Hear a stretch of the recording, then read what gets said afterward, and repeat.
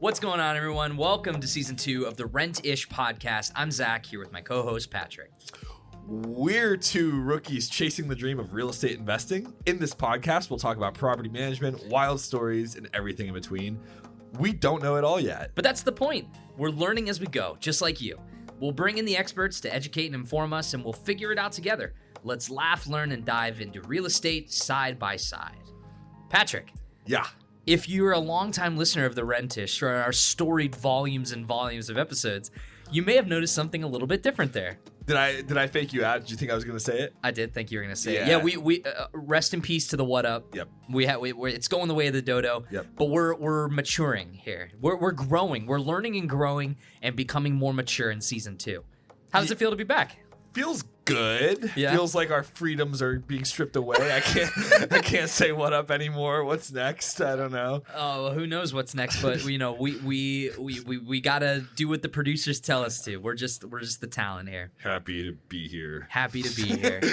No, yeah, we gotta shake off a little. I'm sure it's gonna be shaking off a little bit of the rust and kind of stretching the mold bones and getting back into the swing of things. Because this is the first episode we recorded in weeks. It's been a while. I've kind of been missing it. Yeah, me too. Yeah, I feel like I need a dose of the Rent-ish. You got that itch? Y'all got any more of that Rent-ish? Is this like ready to rock and roll? Yeah, we're ready to learn more about property management, real estate. We've got a lot of fun stuff planned for season 2. I know the producers have been working really, really hard on everything Rent-ish related, and we're excited to welcome you back. So if you're just joining us or if you've never listened to us before, this is the Rent-ish podcast. We talk about real estate, property management. We try to make it fun, try to educate you. We'll talk to experts. We'll bring in people for interviews. But you can, check the show out. Follow us on your podcast platform of choice. Subscribe to us on, what is it? At Rent-ish Pod on social. And then email questions at therentishpod.com if you have any questions that you want to write in about. And I pretty much just nailed that intro. So, it's going to be a great episode. We've got a lot to talk about. We got 3 big headlines in real estate that you need to know about, and we're going to talk to you about that, give you the quick hits first, and break down what they really mean for renters, investors, and anyone keeping an eye on the market. So here's what's making waves this week. Number 1, Senate housing bill. For the first time in over a decade, Democrats and Republicans are teaming up on housing with a bill that could reshape affordability, homeownership, and disaster recovery across the U.S. Number 2, we got investors are going to be stepping in. Small local investors, not Wall Street giants, are now outpacing home builders, flipping vacant properties into much-needed housing at record rates. And number 3, senior living boom. As millions of boomers hit 80, senior housing is in crisis. Sky-high demand, too little supply, and investors rushing to cash in on what's being called the longevity economy. Does all that sound relatively interesting and things that you want to talk about? It actually does, and this might come as a shocking plot twist. Yeah. I read the articles. You did read the articles? I did. Yeah, new season, new me. New season, new me. Can we put that on the art for the podcast? New season, new me, in like quotes as the tagline for this Patrick episode? Actually reads the articles. Yeah, we can do that. We cut out what up, so I'll give you that. Okay. Also, welcome back to the show, producer Musée. Everybody, round of applause. Hit the applause button. Where is it? Are you excited to be back, Mr. Musée? I forgot to ask you. Yeah, I'm excited. I'm ready to strip away any of the freedom you had from last season and hold the reins and go in a new direction, Yeah. Yeah, they had a meeting after the first season. They were like, you know what, Zach and Patrick are just going too far. They're stretching our limits too wide. And on that note, did you see that Taylor Swift and Travis Kelce got engaged? Yeah, you know how I know that, Zach? Yeah, how it's do you know? Because as soon as you walked back into the office after your lunch, you go, Taylor and what's the hell's his name? Travis got engaged. I believe I said, did y'all see that Taylor Swift and Travis Kelce got engaged? You're like, I've got the most exciting news that's ever happened in my life. I didn't do it like that. I don't think I did it like that. I think I just said the news. I thought you literally saw him down the street. Like, that's what I thought. I just saw them. They got I think I saw them.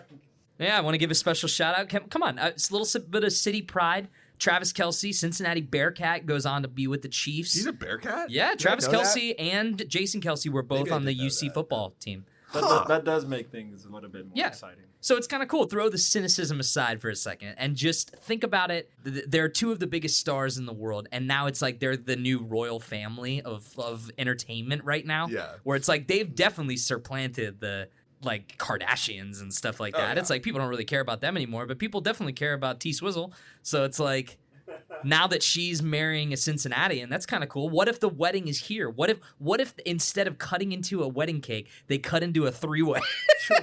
Big old pile of chili and spaghetti. Okay, now you went too far. Is he from Cincinnati, or did he just go to college? That's a good question. No, they're from Cleveland. So the brothers were born in a city just outside of Cleveland, and then they went to college at the University of Cincinnati. All right.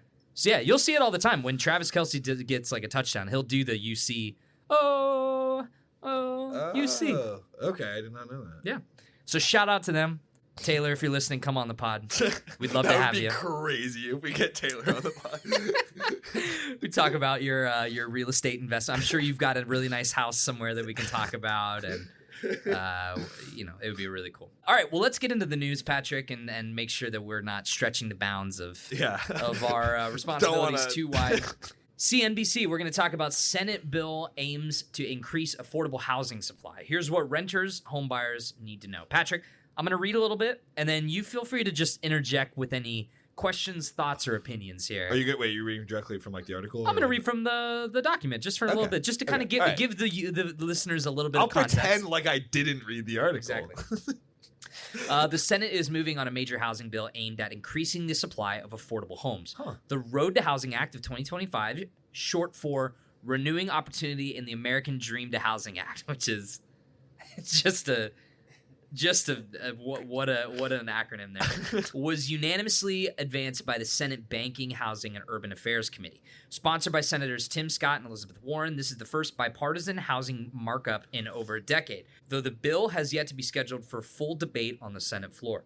Just so I'm fully understanding. So the bill has been proposed. Yep. It's still not fully enacted. It still needs to get debated and basically potentially like signed and pushed to I'm just a bill sitting on Capitol Hill. Schoolhouse Rock? Yeah. So it's that's not okay. So it's not for sure happening. I mean, like, if we've learned anything with like the American government, things take time. They go through a process. So it's like, things can change. We don't know what's going to happen here with this. But yeah, it sounds like it's yet to be scheduled, but is on its way to being scheduled for a full debate on the Senate floor, which means that it could change. too. Yeah, right. That's another big part of these kind of things is that like when these things are proposed and they go through process of being ratified or whatever, it's like they evolve and grow or change, and who knows? Well, first bipartisan housing markup in over a decade. That seems like good progress to me.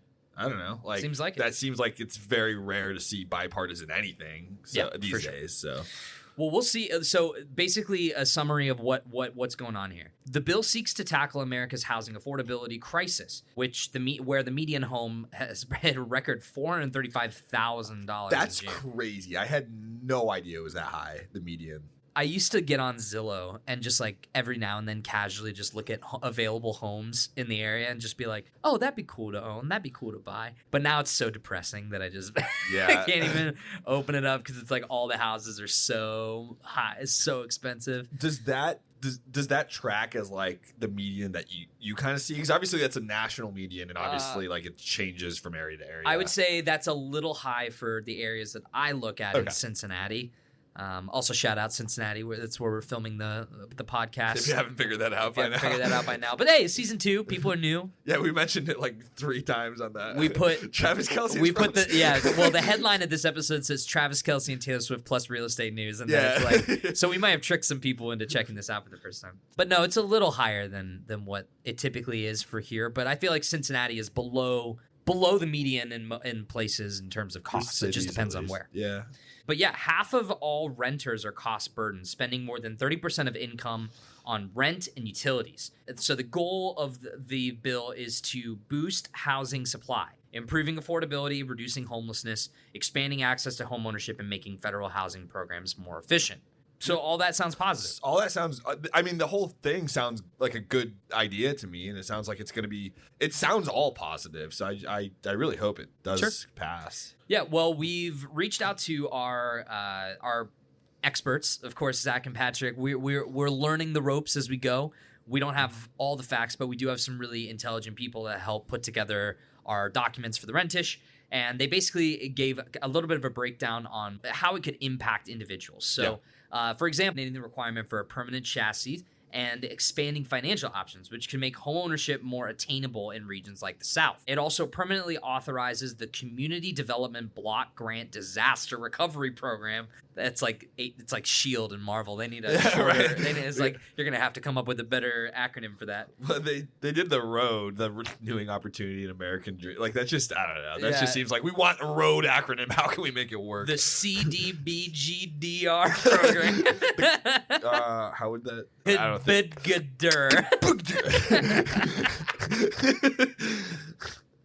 Okay. Of course, the Community Development Block Grant Disaster Recovery Program will help communities rebuild housing after disasters and allow USDA direct loan borrowers to extend their loans for financial relief. Experts say the bill is not a cure-all. Some measures bold, others modest. While much of the focus is on making construction easier for local governments, it could still be a significant step forward in easing housing shortages. But it remains unclear whether the bill will fully address the needs of undeserved communities or households of color. So there's a lot of questions. I mean, yeah. So basically, like in a nutshell, the overall idea is it's going to make constructing new houses easier to do, right? Yeah. Easier construction, increasing affordable home ownership, community-backed disaster recovery, loan. If you're impacted by a disaster for a property or like getting a house built, it sounds like those are two big places that it's focusing on. Okay. Yeah, that seems good to me. Hopefully. How that is going, so this would be a question for the experts, how that affects the median sale price of the housing market in general. It affects manufactured housing, community development, disaster recovery, and loan borrowers. So like I would assume that the USDA loan stuff could probably be the biggest impact there, is that like even if the median price is still at a record high, it could make it more accessible for people to get a loan for a higher. Yeah. Yeah, and if construction is slightly more affordable, then the home won't be so expensive. Yeah, more affordable construction also therefore leads to more construction, and the more fair.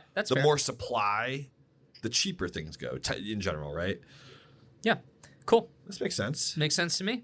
Love it. And I'm going to read this exactly how it's written. Analysts call it not a panacea.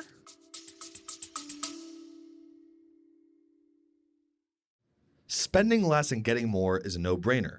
That's why serious landlords choose Inago. Forget the myth that free software means weak features. Inago delivers everything. Tenant screening, lease signing, rent collection, and more. For free. No fees, no contracts, just a full-featured, reliable platform trusted by thousands of landlords. Plus, their top-rated support team is always ready to help. Ready to streamline your property management and save money?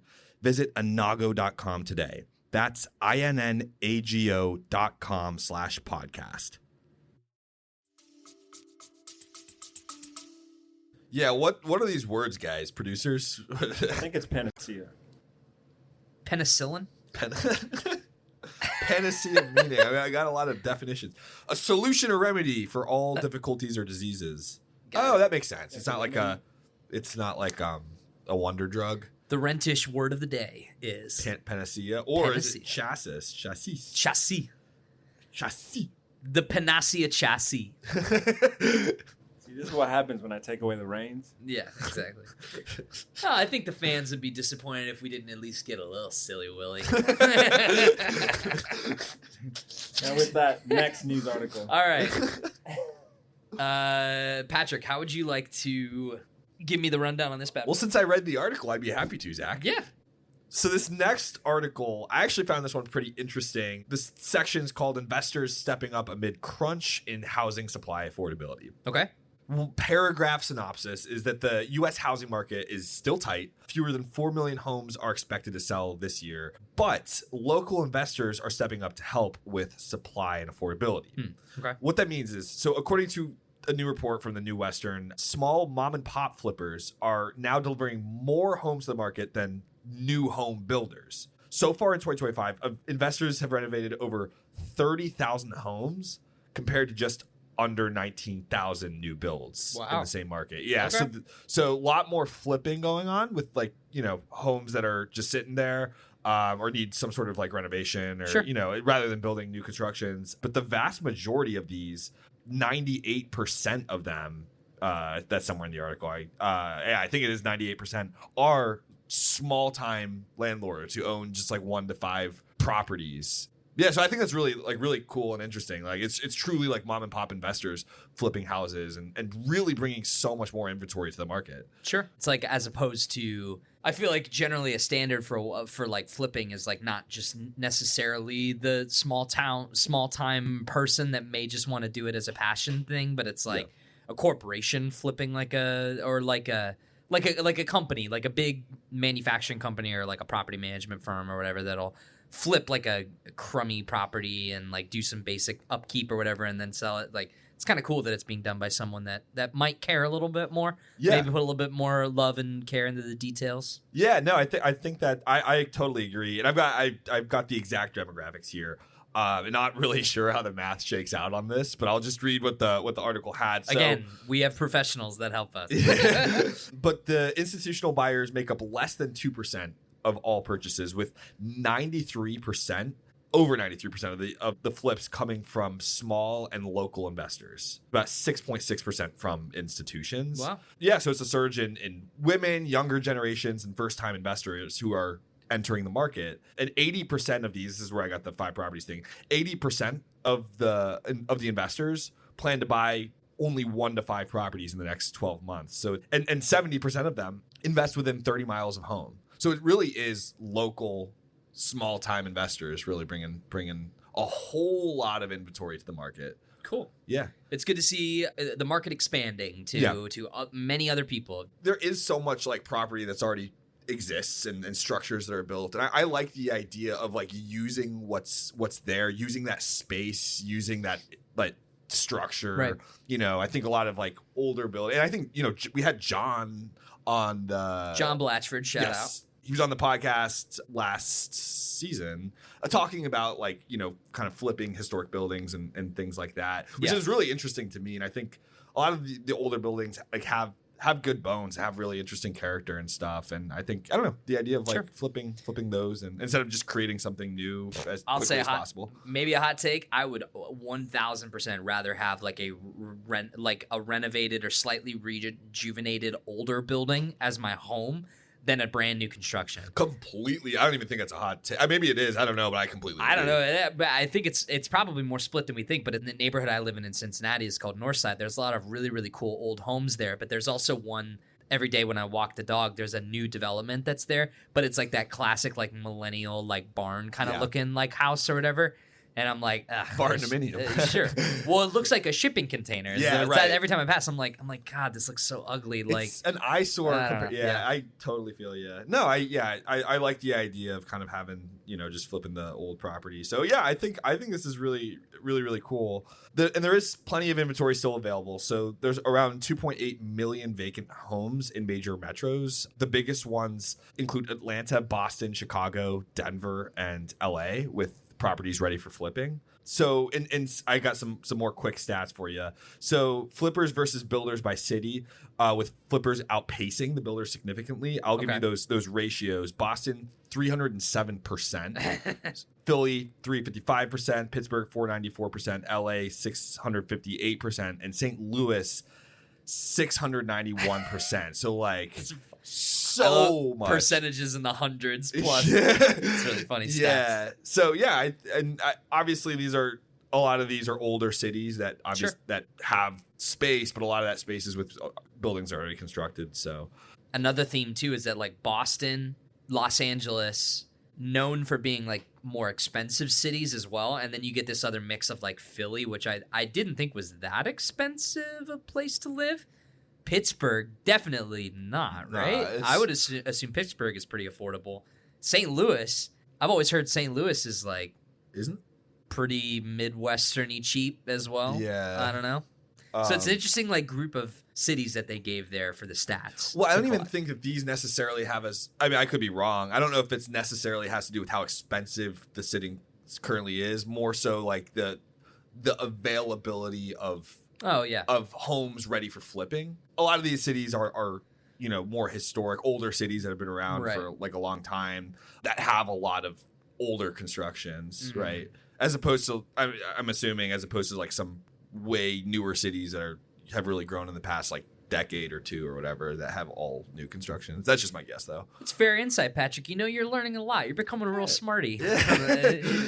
Educate the audience. So. Yeah, that's pretty much the main takeaway of that article. Do you have anything else to add before we No, segue I think out I'm of here? good. I think we can breeze through the last one too. Yeah. Wrap up the news. It's been a lot of news. We don't have segments anymore, so we're workshopping with segment names. So feel free to email questions at therentishpod.com if you have segment idea names for the news segment here. Real news. Real news is what we had before. It's so bad. That was like literally us working off of one brain cell and 2 cups of coffee. This comes again, another CNBC article. The senior living market can't keep up with demand as boomers age. Again, I'm just going to kind of rip through some of the article here. The headline kind of says a lot. I wonder what this is going to be about. But yeah, Pat, feel free to jump in here if you have any thoughts or opinions here. Senior living has long flown under the radar in real estate, often seen as a niche with a somewhat unappealing reputation. But that's changing fast thanks to the baby boomer generation. Over the next 5 years, more than 4 million boomers will turn 80, and occupancy as active adult and assisted living communities is already on the rise. The sector is facing a major supply crunch. Annual inventory growth in senior housing has dropped below 1%, which is the lowest since 2006. While demand continues to surge, Ventas, a $31 billion REIT, which anybody got a Realist. I'm going to guess. Hold on. Okay. Let me guess. Somebody Go else for look it. it up. Producer Muse is checking it out. Real estate investing technology? That was going to be real estate investing technology. No, it's a real estate investing trust. So that makes more sense. that owns, operates, or finances income-producing real estate, allows individual investors to earn dividends from real estate without responsibility of owning or managing physical properties themselves. Got it. All right, I got 75%. I got a C on that. I passed. Well, they're betting heavily on what CEO Deb Cafaro calls, quote, longevity economy, end quote, which they're buying billions of dollars worth of senior living assets every year, mostly existing properties below replacement cost. Seeing strong returns on their investments, Ventas now owns 850 senior living communities, and occupancy rates are climbing. Wow. Okay. So they're taking a gamble on this, but it seems like it might be paying off on the longevity economy.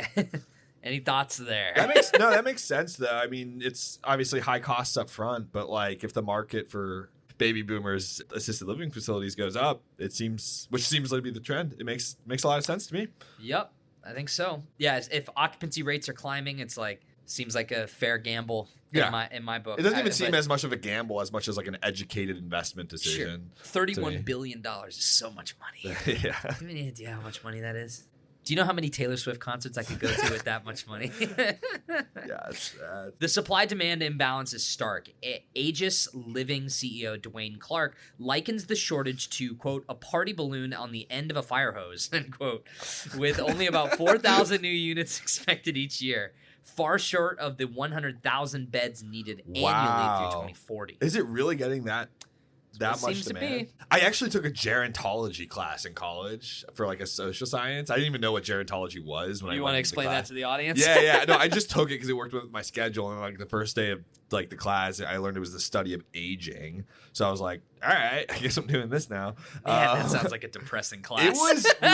It was really interesting, actually. It was definitely one of my favorite, honestly, one of my favorite classes I took in college. And the professor, she was like super passionate. It was her first class she'd ever taught. She was like, pretty young and stuff. So she was super passionate about it, which I think made me care more when the teacher very clearly cared deeply about aging. And it's also one of those things. It's like aging, we think it's like something that affects all of us, everybody. We all age every day. We all have aging family members and stuff. So I don't know. I thought it was really interesting. But I think before that class, I was kind of nursing home was kind of like white walls, really just depressing everything. But dude, some of these assisted living facilities have all sorts of awesome amenities and great community resources and I don't know. It just seems like it would be a pretty good place to live. Obviously, sure. I don't know about all of them, but well, that's what I was going to say. The other side of that coin is that you do hear a lot of times about those kind of facilities that are not as well regulated or not as well taken care of. So